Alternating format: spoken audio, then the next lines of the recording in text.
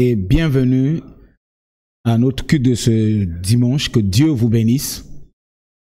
Nous sommes contents de vous revoir encore. C'est vrai qu'on ne se voit pas, mais déjà nous sommes ensemble spirituellement.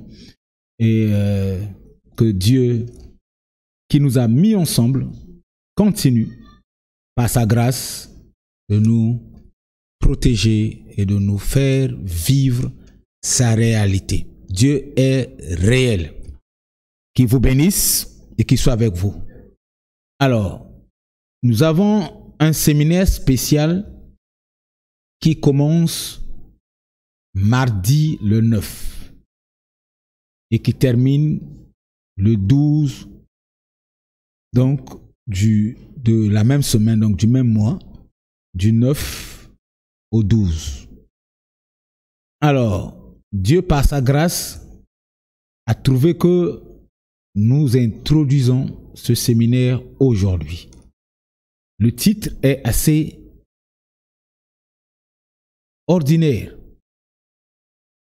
Il y a des hommes autour de nous, mais ils nous laissent des impacts que nous ne nous rendons pas compte. Chaque personne qui nous approche laisse ses traces. Donc voilà pourquoi le titre est l'impact des hommes dans ta vie. C'est le titre de notre séminaire qui commence du 9 au 12. Donc à partir de mardi prochain, 17h, heure du Congo-Brazzaville et 18h GMT. Alors aujourd'hui, nous allons introduire le séminaire et nous allons clôturer ce séminaire dimanche prochain. Il y a plusieurs personnes qui sont passées et certains sont avec nous. Qu'est-ce qu'ils apportent? Chacun apporte quelque chose dans notre vie. Alors c'est ce que nous allons essayer d'étudier pendant ce séminaire ensemble avec le Saint-Esprit. Alors, aujourd'hui, en entrée de jeu, nous voulons d'abord savoir qu'est-ce que ça veut dire l'impact. L'impact, c'est un effet produit. Alors, lorsqu'on parle de l'impact des hommes dans notre vie ou dans ta vie, on peut donc dire l'impact d'une personne dans ta vie produit un effet. Donc ça produit toujours quelque chose, soit un effet positif, soit un effet négatif. Ça produit toujours quelque chose, il y a un impact. Alors, nous savons tous que tout a commencé par l'esprit. Tout ce qui vit et tout ce qui existe a commencé par l'esprit. La Bible est claire. Jean 1:1 dit qu'au commencement était l'esprit ou la parole, parce que la parole est spirituelle. Quand tu vas dans Genèse aussi, on nous dit que au commencement, quand Dieu a créé, l'esprit de Dieu mouvait sur la création. Donc l'esprit est avant le commencement. Tout ce qui existe, existe par la parole, donc par l'esprit. Qui a déjà vu même sa propre parole que tu sors dans ta bouche? Est-ce que tu as déjà vu ça? Moi, je dirais personne au monde, même moi. Pendant que je suis en train de te parler, ce sont les paroles qui sortent de ma bouche. Mais rien n'est visible. Donc, c'est l'esprit. Dieu aussi est parole, sa parole est esprit, parce que lui-même est esprit. Donc tout ce qui existe, existe de façon spirituelle d'abord. C'est le spirituel qui gouverne. C'est le spirituel qui est l'origine ou bien qui est à l'origine de tout ce qui existe sur terre. Alors, on peut regarder Jean 6, 63 pour certifier bibliquement ce que je suis en train de dire. Jean 6, 63. C'est l'esprit qui vivifie. Merci. Donc, tout ce qui vit vient de l'esprit. Les arbres vivent. Les herbes vivent. La terre vit. Les hommes vivent. Tout ce qui existe vit. Mais c'est par l'esprit. Alors, pourquoi on dit ça? C'est pour expliquer que chaque personne qui vit, vit par esprit et chaque personne est accompagnée d'un esprit. Il y a toujours un esprit derrière une personne. Derrière un homme, il y a toujours un esprit. Alors, donc, et que chaque homme ou chaque personne symbolise un type d'esprit ou bien une catégorie d'esprit donné. Il y a 3 catégories d'esprit que nous allons regarder pendant notre enseignement. Je ne sais pas s'il y en a un 4e que tu pourras compléter. Mais moi, j'ai pu, avec l'aide du Saint-Esprit, souligner dans ma Bible 3 catégories d'esprit ou 3 types. Il y a l'esprit de Dieu, il y a l'esprit de Satan ou l'esprit diabolique et il y a l'esprit humain. Voilà les 3 catégories que j'ai soulignées. Il y a l'esprit de Dieu, l'esprit de Satan ou l'esprit de diable ou le dernier esprit, c'est l'esprit humain. La personnalité humaine. Lorsque Dieu créa l'homme, Dieu forma l'homme, il souffla un souffle de vie. Et ce souffle-là est spirituel, c'est ça, l'esprit humain. L'esprit qui accompagne l'homme avant sa nouvelle naissance. Parce qu'après la nouvelle naissance, c'est l'esprit de Dieu qui va accompagner maintenant l'âme ou la vie de la personne, qui gouverne. Mais là, jusqu'avant la nouvelle naissance, l'homme est géré par l'esprit qu'on appelle esprit humain. En fait, il n'a pas d'esprit, c'est son âme, sa partie spirituelle de l'âme. Parce que l'âme a 2 parties, 50% liquide, qui est le sang, et 50% spirituel. Et c'est cette partie-là qu'on appelle esprit humain. Alors, donc lorsque Dieu s'approche de toi, il s'approche par son esprit. Lorsque Satan s'approche de toi, il s'approche de toi par son esprit. Lorsqu'un homme s'approche de toi, l'homme là aussi s'approche de toi par son esprit. Je veux que tu comprennes en entrée de jeu pour s'asseoir tranquillement et acclamer à la fin parce que Dieu va te bénir. Les choses que Dieu nous a données, le plat que Dieu nous a mis à table, c'est un plat qui va venir résoudre un certain nombre de choses dans ta vie. Qui est avec toi? Chaque esprit ici représente une personnage ou une personne s'il vous plaît. L'esprit de l'Éternel représente l'Éternel, représente Dieu. L'esprit diabolique représente Satan. Et l'esprit humain représente l'homme. Et qui est avec toi? L'impact, si on peut nous envoyer le titre, des hommes autour de nous. Ou l'impact des hommes dans nos vies ou bien dans ta vie. C'est important.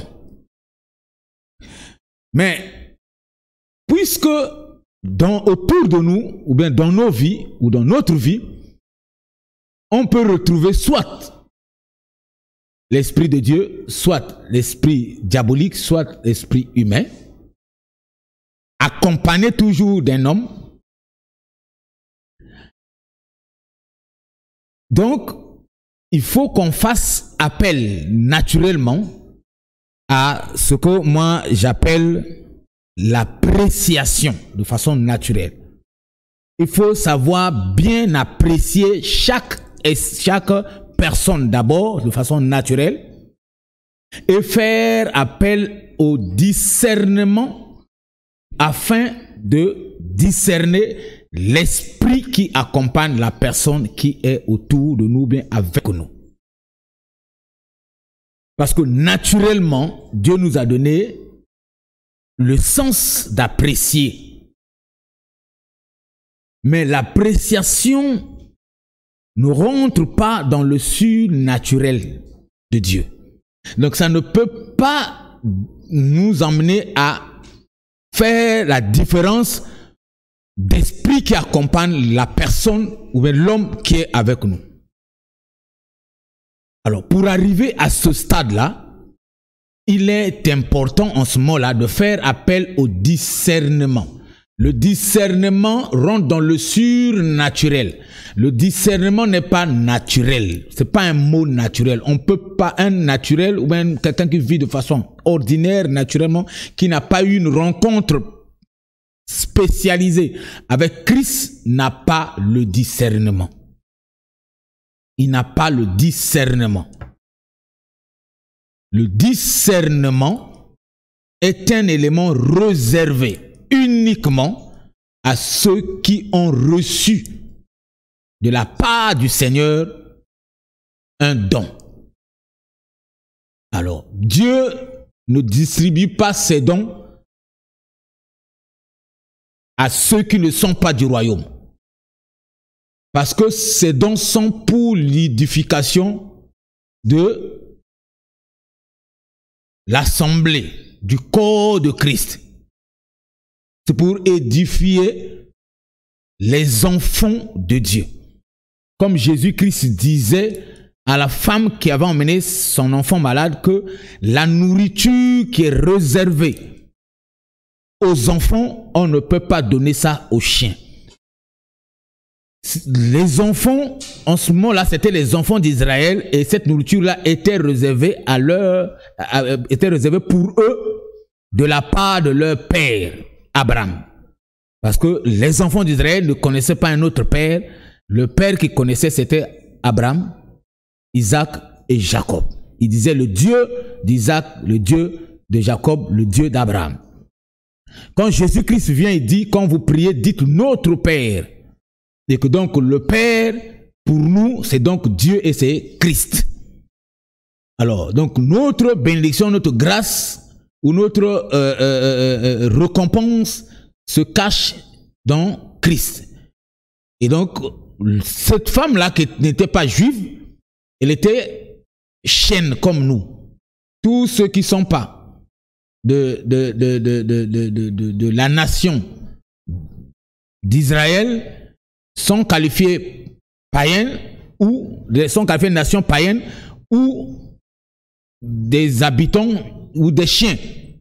Ceux qui habitent, donc les habitants des nations païennes s'appellent chiens. Voilà pourquoi Jésus-Christ avait dit on ne peut pas donner la nourriture aux enfants aux chiens.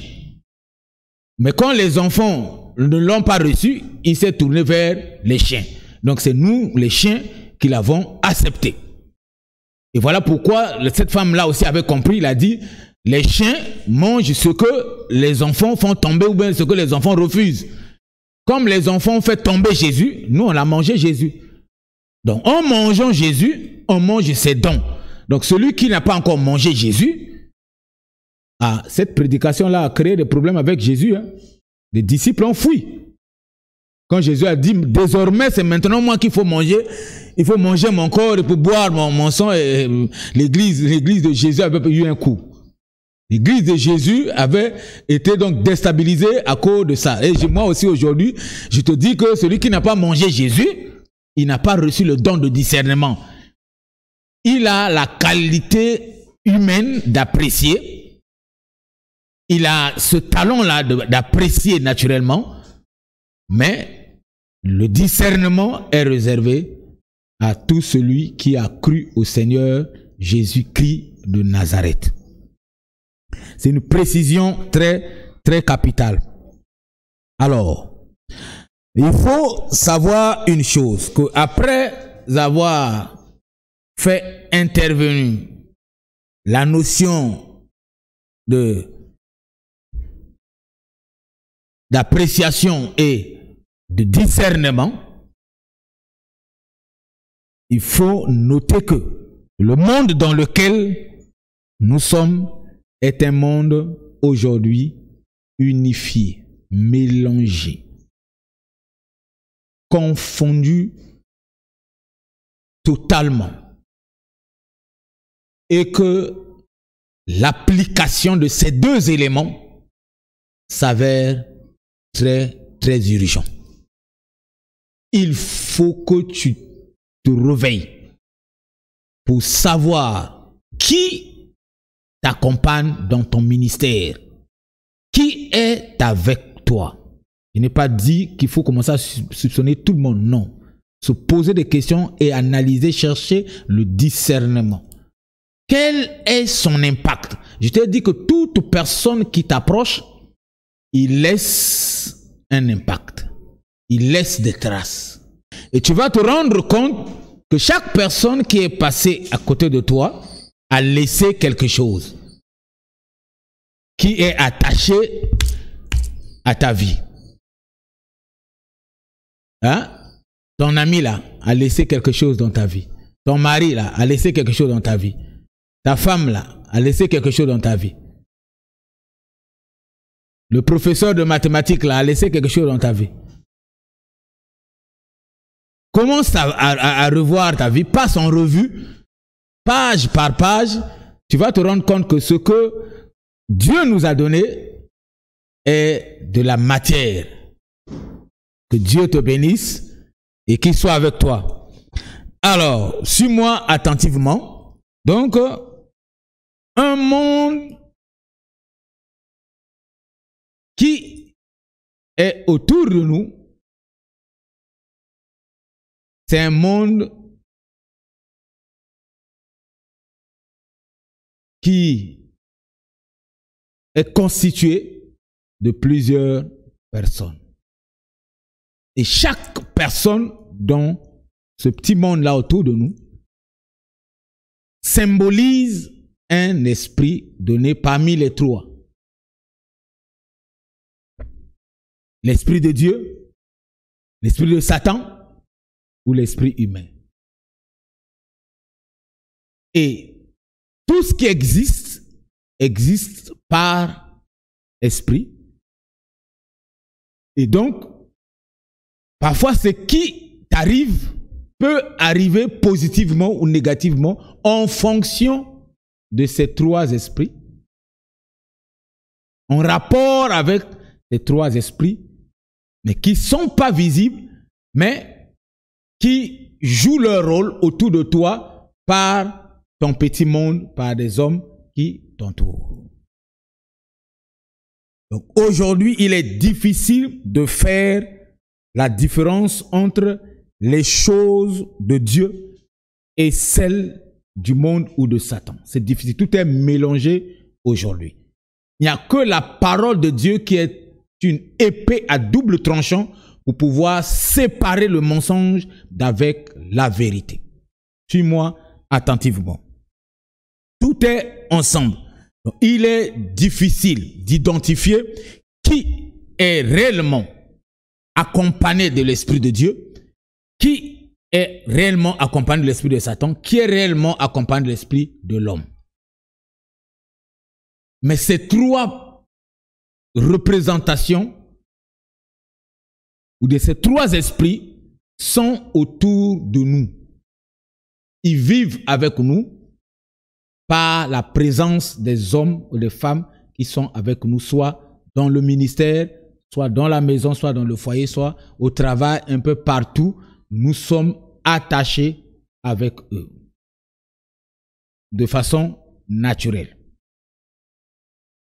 Alors, pour savoir discerner la voix de Dieu aujourd'hui aussi, et la voix de Satan ou la voix humaine, il faut nécessairement un don ou une capacité surnaturelle de Dieu pour pouvoir y arriver. Parce que tout est mélangé et ce n'est pas évident.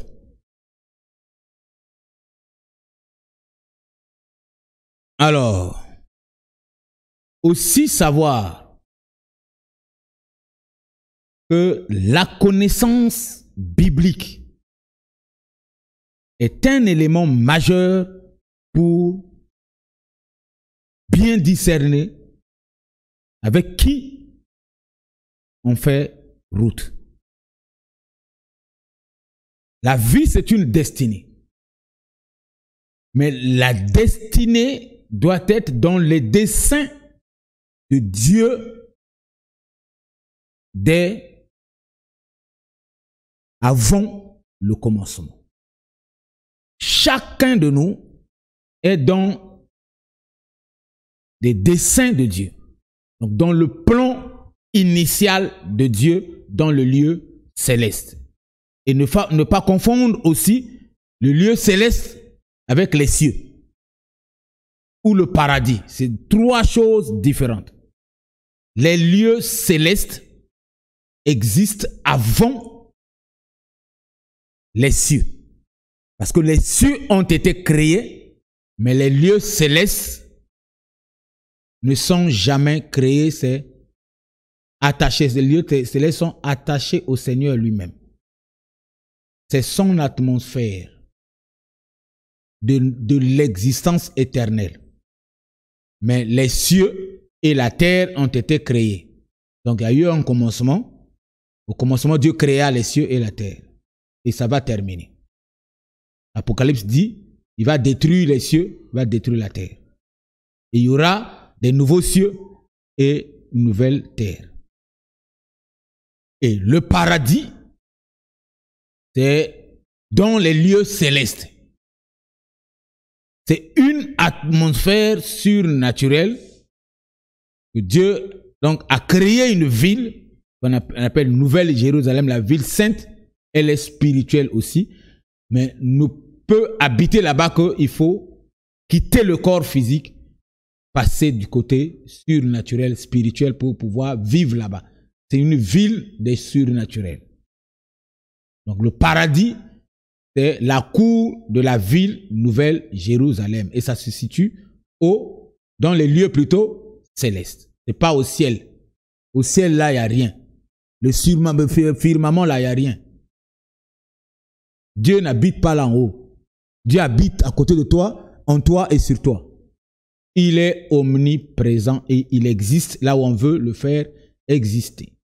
Suis-moi, c'est important qu'on souligne des zones d'ombre comme ça et enlever un peu le noir qui est dans nos cerveaux par rapport aux enseignements que nous avons donc été enseignés hier, qui ont donc créé des confusions dans nos vies et qui font que aujourd'hui on parle peu de triomphe dans le camp des chrétiens.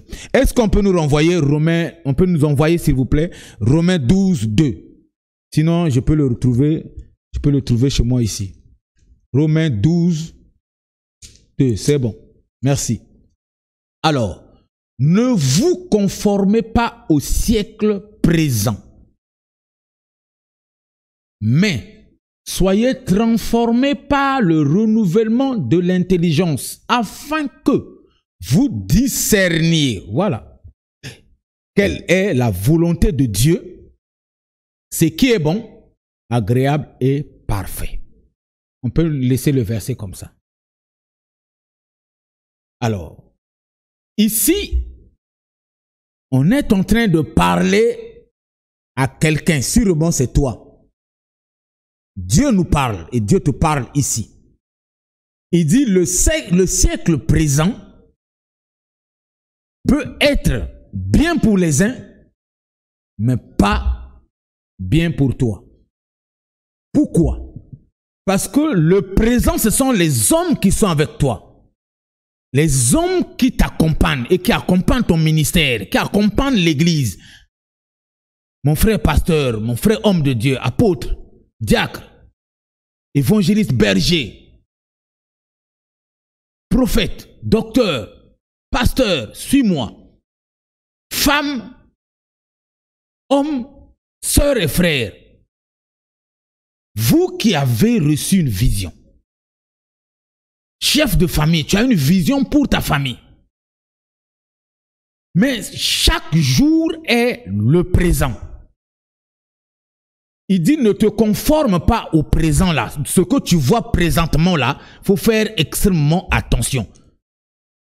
Donc faire attention aux choses qui sont autour de toi et aux gens qui sont autour de toi parce que ils hébergent chacun ou soit un esprit ou soit ils symbolisent un type d'esprit donné. Qu'est-ce qu'ils font autour de toi? Il dit que tu ne dois pas te conformer au siècle présent. Parce que la parole de Dieu ne se conforme pas au siècle présent. La parole de Dieu n'est pas moderne. La parole de Dieu est ancienne. Tout passera. Mais la parole de Dieu ne passera jamais. Elle ne change pas. Elle ne se conforme pas. Celui qui s'attache à la parole de Dieu ne se conforme pas au siècle présent. Mais il cherche la transformation. Dieu insiste, il dit, cherchez la transformation. La transformation par quoi? Par le renouvellement de l'intelligence. Renouvelle à chaque fois, chaque matin, chaque jour, appelle le renouvellement du Saint-Esprit en toi, qui renouvelle l'intelligence en toi, afin que tu aies une capacité claire de discerner la volonté de Dieu autour de toi. Merci. Il faut que tu arrives à discerner clairement quelle est la volonté de Dieu pour ton ministère. Quelle est la volonté de Dieu pour ta famille. Quelle est la volonté de Dieu pour ton voyage. Quelle est la volonté de Dieu pour ton existence même. Ne prends pas ta vie à la légère. On n'a plus le temps de jouer. Mais fais extrêmement attention, le monde joue. Le monde vit au présent. Au présent, au présent, au présent, au présent, au présent. Mais les enfants de Dieu ne vivent pas au présent. Les enfants de Dieu vivent dans le renouvellement en permanence de leur intelligence. Ils cherchent en permanence la transformation afin de discerner la volonté de Dieu. Dieu a une volonté pour chacun de nous. Dieu s'engage à respecter ses desseins, son plan pour chacun de nous. Et nos destinées doivent être alignées au plan de Dieu. C'est ce que Dieu cherche dans ta vie. Tu es en train de blaguer avec ta propre vie. Tout le temps des anniversaires. Est-ce qu'un jour tu t'es assis et tu t'es posé des questions pour savoir les jours avancent, l'âge avance, les jours avancent, mais ils vont vers où? Mes jours tendent vers quoi? La limite de mes jours. La limite de tes jours ne tend pas vers l'infini. La limite de tes jours tend vers 120 ans. Calcule le nombre de tes jours. 365 fois 120. C'est le nombre de tes jours. Quand tu vas au cimetière, tu vois, on écrit 1982-2017. Le tiret là, c'est l'intervalle de vie, la période que cette personne-là a vécu sur Terre. Toi aussi, tu as un intervalle comme ça. Tu as une période comme ça. Est-ce que tu as déjà réfléchi sur ça? Et as-tu pensé qu'un jour, la dernière date là aussi sera mise sur ta tombe? Les deux là seront placés. Ton acte de, ton année de naissance, ton acte de naissance et ton année de décès, ton acte de décès. Les deux définisse la période dans laquelle tu as traversé. Anniversaire sur anniversaire, c'est bien. Il faut jouir. Mais est-ce que tu penses et après ça?